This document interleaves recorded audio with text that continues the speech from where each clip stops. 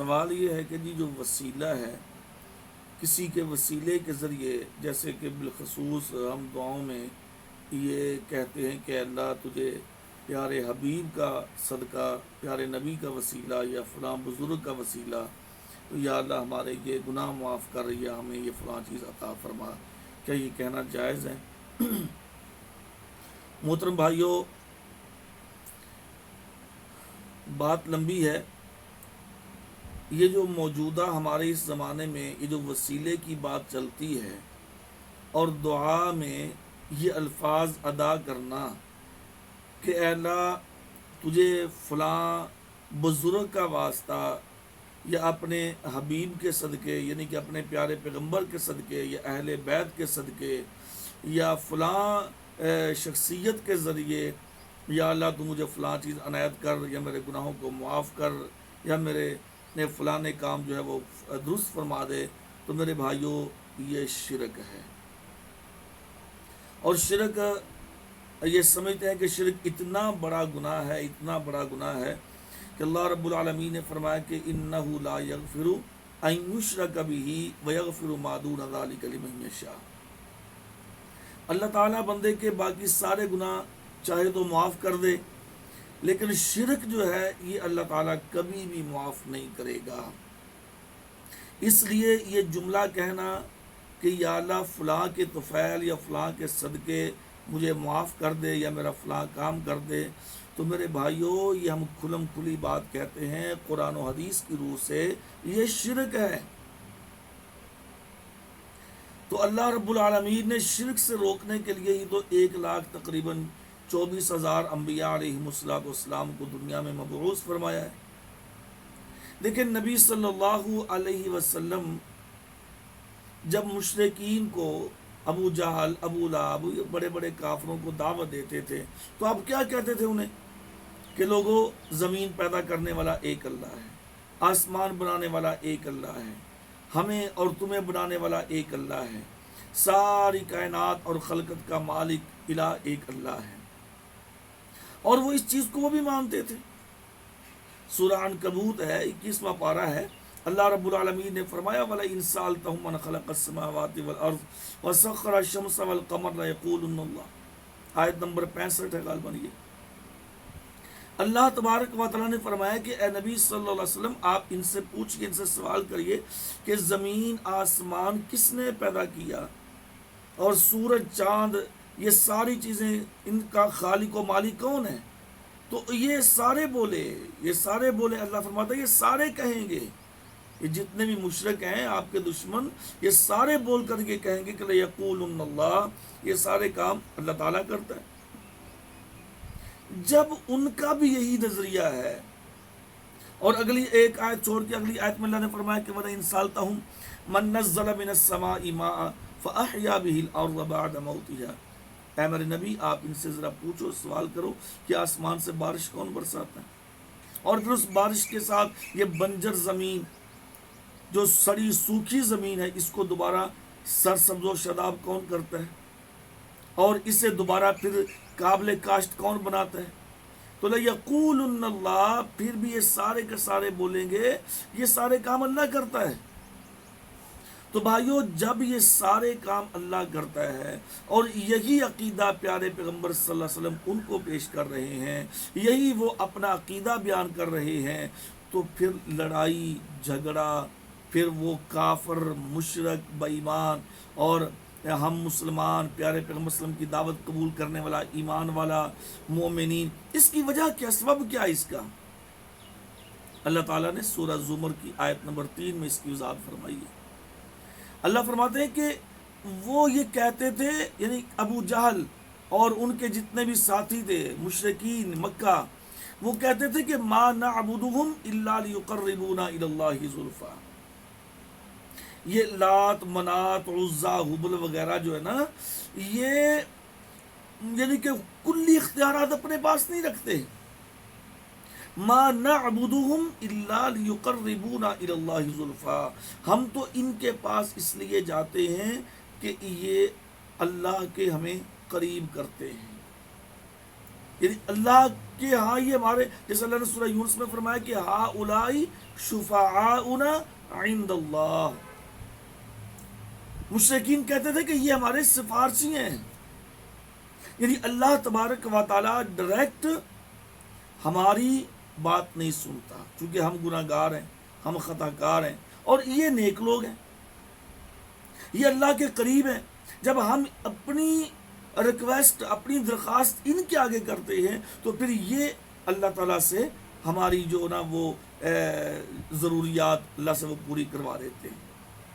اور یہی لوگ مثال دیتے ہیں دنیا میں کہ دیکھیں جی، اگر آپ نے کسی بڑے آدمی سے ملنا ہو، ہاں جی کسی پرائم منسٹر سے ملنا ہو، تو پہلے پھر آپ نا وہ اس کے جو سیکٹری ہوتے ہیں ان سے ٹائم لیتے ہیں، پھر ٹائم سیٹنگ کرتے ہیں، پھر جاتے ہیں، یہ وہ ساری اس قسم کی مثالیں لوگ پیش کرتے ہیں۔ اور بھائیو، اللہ تبارک و تعالیٰ کو کیا ہم نے نعوذ باللہ مخلوق سمجھا ہوا ہے؟ یعنی اللہ تبارک و تعالیٰ وہ اور یہ مخلوق برابر ہو سکتے ہیں؟ بھلا کیسی جہالت ہے۔ اور پھر یہ ایک آیت پیش کرتے ہیں ہمارے بھائی، اللہ نے فرمایا کہ یا ایھا الذین آمنوا ابتغوا الیہ الوسیلہ، اے ایمان والو تم اللہ کی طرف وسیلہ تلاش کرو، وسیلہ تلاش کرو۔ دیکھیں میرے بھائیو، وسیلہ دو طرح کا ہوتا ہے، ایک ہوتا ہے تکوینی وسیلہ۔ تکوینی وسیلہ وہ ہوتا ہے کہ مثلا مجھے بھوک لگی ہے اور مجھے بھوک لگی، میں نے روٹی کھا لی،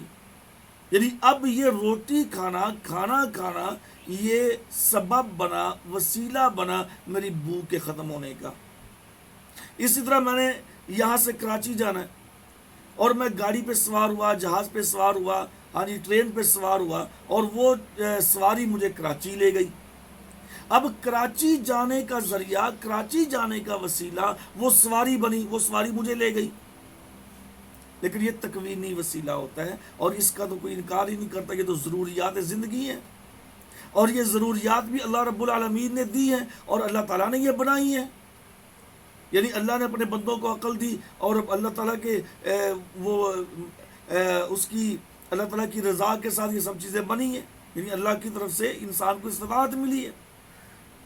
تو ایک یہ ہے تکوینی، دنیا کے لحاظ سے ہاں جی ایک چیز کی ضرورت محسوس کی، اور اللہ تعالیٰ نے وہ مجھ کو چیز دے دی، یا وہ چیز میں نے حاصل کر لی تو وہ میری ضرورت پوری ہو گئی، اس کو تکوینی وسیلہ کہا۔ اور ایک ہوتا ہے وسیلہ شرعی وسیلہ، کہ جس پہ آج لوگ اختلاف کرتے ہیں کہ جی اللہ کو ملنے کے لیے آپ کو ایک وسیلے کی ضرورت پڑے گی۔ اللہ نے قرآن مجید میں فرمایا کہ تم اللہ کی طرف وسیلہ تلاش کرو، یہ ہمارے بھائی کہتے ہیں جو دلیل دیتے ہیں وسیلے کے بارے میں۔ اور کبھی غور کیا کہ اسی آیت میں، یہ سورہ المائدہ کی آیت ہے، اسی آیت میں اللہ رب العالمین نے آگے کون سے الفاظ بیان کیے ہیں؟ یہ تو اتنا تو پڑھ لیا کہ جی وسیلہ تلاش کرو، وسیلہ تلاش کرو، آگے اللہ نے کیا کہا؟ وَجَاهِدُوا فِي سَبِيلِهِ لَعَلَّكُمْ تُفْلِحُونَ۔ اسی آیت کا حصہ ہے، دوسری آیت نہیں ہے۔ اسی آیت کا اگلا حصہ کیوں چھوڑ دیا؟ پوری آیت کیوں نہیں پڑھی بھائی؟ پوری آیت پڑھو، پتہ چلے گا کیوں یہ خیانت کی جاتی ہے اللہ تعالیٰ کی آیات میں، کہ آدھی آیت پڑھ کے اپنے مقصد کی بات لے لی یہودیوں کی طرح اور باقی آیت چھوڑ دی۔ اللہ نے فرمایا کہ اللہ کی طرف وسیلہ تلاش کرو، اور وجاہدوا فی سبیلہ، اور اس اللہ کے راستے میں جہاد کرو تاکہ تم کامیاب ہو جاؤ۔ یعنی اللہ تبارک و تعالیٰ نے جہاد کو سب سے بڑا وسیلہ قرار دیا، اس کے اندر جہاد کو وسیلہ قرار دیا اللہ تعالیٰ نے، کہ جہاد ہی بڑا وسیلہ ہے، اور یہ جہاد والا وسیلہ آج کوئی آدمی کرنے کے لیے تیار نہیں ہے، بلکہ جہاد والے وسیلے سے تو لوگ بھاگتے ہیں بھائی، اور اس پر تو بہت سارے وہ الزامات لگا کے ہاں جی کوئی کچھ کہتا ہے، کوئی کچھ کہتا ہے، لوگوں کو اس سے متنفر کیا جاتا ہے۔ اچھا، دوسری بات یہ ہے کہ دیکھیے وسیلہ جو نا، وسیلہ تین طرح کا جائز ہے، تین طرح کا۔ وہ تین طرح کا کون کون سا جائز ہے؟ یعنی کہ ایک تو یہ ہے کہ آدمی اپنے اعمال کا وسیلہ اللہ تعالیٰ کو دے سکتا ہے۔ اب دیکھیں یہ جو میں نے ابھی آیت پڑھی ہے نا، یہ آیت نمبر 35 ہے سورہ المائدہ کی، اور اس پہ ذرا غور کیجئے۔ آیت نمبر 35 ہے سورہ المائدہ کی، اللہ تعالیٰ اس میں فرماتے ہیں کہ یا ایھا الذین آمنوا اتقوا اللہ وابتغوا الیہ الوسیلۃ وجاہدوا فی سبیلہ لعلکم تفلحون، کہ اے ایمان والو اللہ تعالیٰ سے ڈرو اور اللہ کے راستے میں وسیلہ تلاش کرو، اور وسیلہ اللہ نے بیان فرمایا کہ وہ کون سا، وہ جہاد ہے۔ تو میں عرض کر رہا ہوں کہ 3 طرح کا جو وسیلہ ہے نا، 3 طرح کا، وہ جائز ہے۔ نمبر 1، آدمی اللہ تعالیٰ کو اللہ تعالیٰ کی صفات کا وسیلہ دے سکتا ہے، اللہ تعالیٰ کی صفات کا وسیلہ، جیسے اللہ رب العالمین نے سورہ اعراف میں فرمایا کہ وَلِلَّهِ الْأَسْمَاءُ الْحُسْنَى فَادْعُوا بِهَا، کہ اللہ کے بہت اچھے اچھے نام ہیں، تم اللہ کے ناموں سے اللہ کو پکارو۔ یعنی اللہ تعالیٰ کی صفات میں سے کوئی ایک صفت، یا اللہ تو رحمان ہے، یا اللہ تو رحیم ہے، اے اللہ تو غفور رحیم ہے، اے اللہ تو رازق ہے، اے اللہ تو معبود ہے، تو یہ اللہ کو اللہ تعالیٰ کے نام سے اللہ کو کی صفات کا وسیلہ دے کر بندہ اپنے اللہ سے مانگ سکتا ہے کہ یا اللہ تجھے رب ہونے کا واسطہ ہے،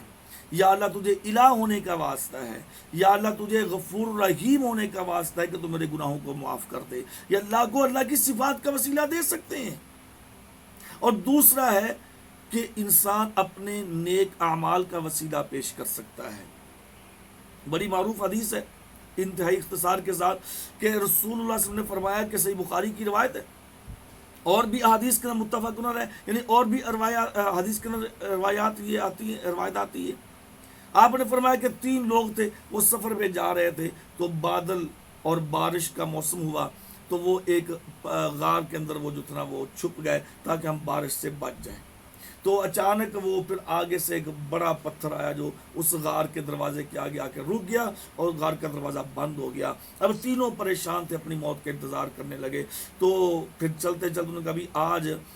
بس اللہ تعالیٰ کو اپنے اپنے جو نیک عمل ہیں وہ اللہ کو پیش کرو، ان کا وسیلہ دو، تاکہ اللہ تعالیٰ ہمیں اس بیماری سے، اس مصیبت سے نجات دے دے۔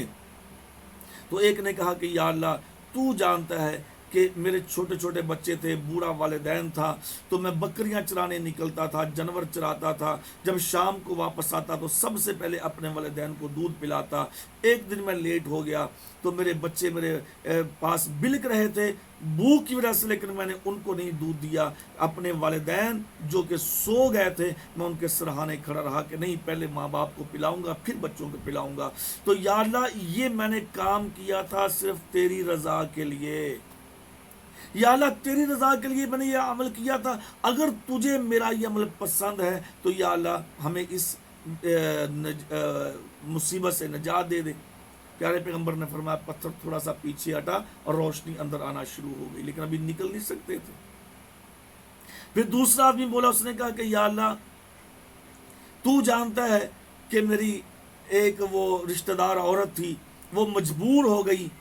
تو وہ میرے پاس آئی، میں نے اس کو برائی کی دعوت دی، اس نے کہا کہ نہیں یہ گناہ ہے، وہ چلی گئی، اس کو دوبارہ پھر کچھ پیسوں کی ضرورت محسوس ہوئی، وہ دوبارہ پھر میرے پاس آئی، میں نے پھر کہا، وہ پھر چلی گئی۔ ایک روایت میں 2 دفعہ 3 دفعہ کا ذکر بھی آتا ہے۔ وہ پھر آئی مجبور ہو کے، اس نے کہا ٹھیک ہے میں برائی کے لیے آمادہ ہوں، لیکن مجھے اتنی رقم چاہیے۔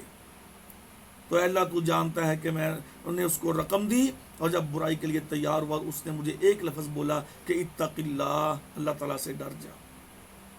یا اللہ میں تیری رضا کے لیے، اے اللہ تجھ سے خائف ہو کر میں ڈر گیا، یا اللہ اس برائی سے پیچھے ہٹ گیا، اور میں نے وہ رقم بھی اس کو ہبا کر دی۔ یا اللہ صرف تجھے راضی کرنے کے لیے میں نے کام کیا، اے اللہ اگر میرا یہ عمل تجھے پسند ہے تو یا اللہ اس بیماری سے، اس مصیبت سے ہم کو نجات دے دے۔ وہ پتھر تھوڑا سا اور پیچھے ہٹا، لیکن ابھی اس میں سے نکل نہیں سکتے تھے۔ تیسرے آدمی نے کہا کہ یا اللہ تو جانتا ہے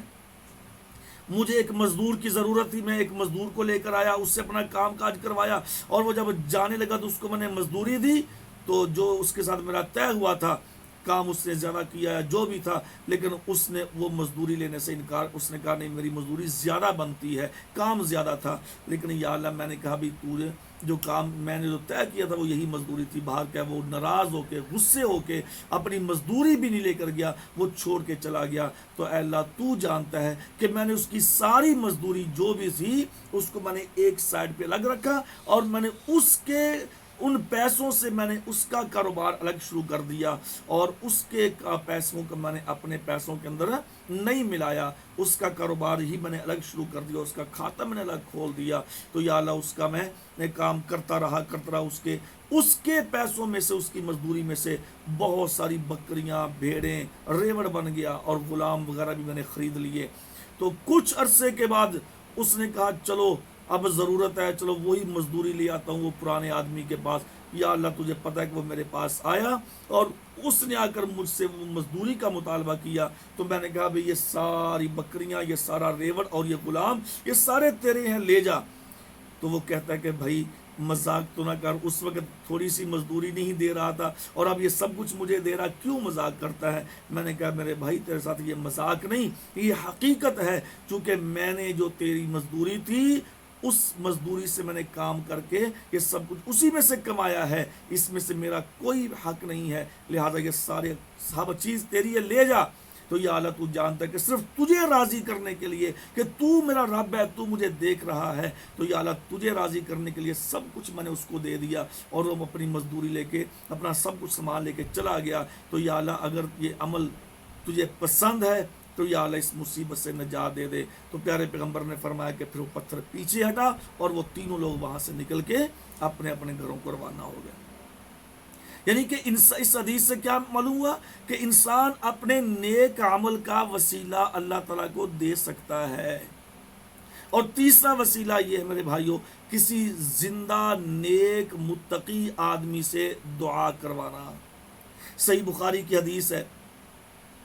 کہ صحابہ کرام کہتے ہیں رضوان اللہ علیہم اجمعین کہ جب پیارے پیغمبر صلی اللہ علیہ وسلم دنیا میں موجود تھے تو ہم ان کے پاس جاتے کہ اللہ کے رسول دعا کیجیے اللہ بارش دے ہمیں۔ تو جب آپ دنیا سے رخصت ہو گئے تو پھر ہم آپ کے چاچا عباس کے پاس آتے تھے رضی اللہ تعالیٰ عنہ کے پاس، پھر ہم ان کو کہتے تھے کہ آپ نبی کے چچا ہیں، چچا باپ کی جگہ پہ ہوتا ہے، تو عباس آپ اللہ تعالیٰ سے دعا کیجئے۔ تو صحابہ کہتے ہیں کہ پھر عباس رضی اللہ عنہ ہمارے لیے دعا کرتے اور اللہ ہمیں بارش دے دیتا۔ تو دیکھیے پیارے پیغمبر کی قبر بھی موجود ہے،